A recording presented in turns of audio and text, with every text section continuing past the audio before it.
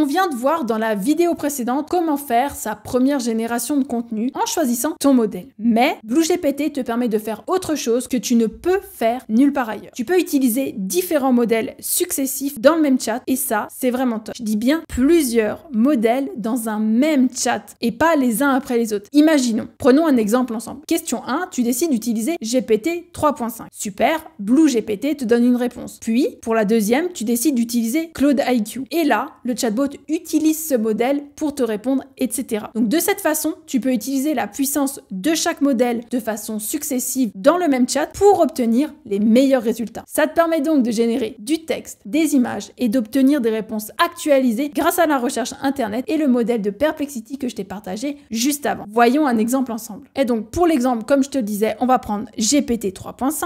Je vais lui dire donne-moi 3 meilleures équipes internationales de rugby. Il va me donner la réponse. Donc il me dit que c'est la Nouvelle-Zélande, l'Afrique du Sud et l'Angleterre. Et ben malheureusement la France n'est pas dans le top 3. Donc bon, c'est pas grave, mais voilà. Ensuite, et ben très bien, je vais aller un petit peu plus loin dans ce chat là, toujours pareil sur le rugby, etc. Donc je vais aller cliquer juste ici, sélectionner un nouveau modèle.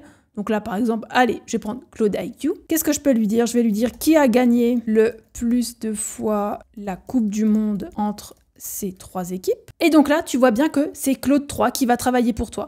Et donc là, tu te rends compte de la puissance de l'outil. Parce qu'en fait, il va tenir compte des précédentes réponses que tu as obtenues et il va continuer la discussion et te proposer des réponses encore plus poussées, encore plus personnalisées par rapport aux nouvelles questions que tu lui poses. Et ça, c'est vraiment génial. Et donc là, voilà, il me dit que c'est la Nouvelle-Zélande, elle a gagné 3 fois, l'Afrique du Sud, pareil, et l'Angleterre, 1 fois. Donc ça, c'est vraiment génial.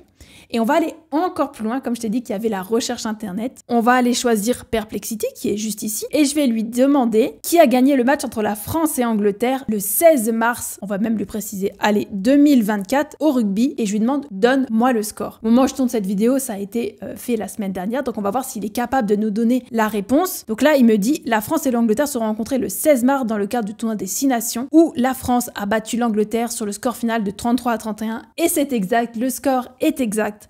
Et donc là, tu peux voir que dans un même chat, j'ai utilisé différents modèles, j'ai posé différentes questions sur un même sujet et j'ai pu avoir des réponses claires, précises et même actualisées. Et donc ça, c'est vraiment une des forces principales de BlueGPT.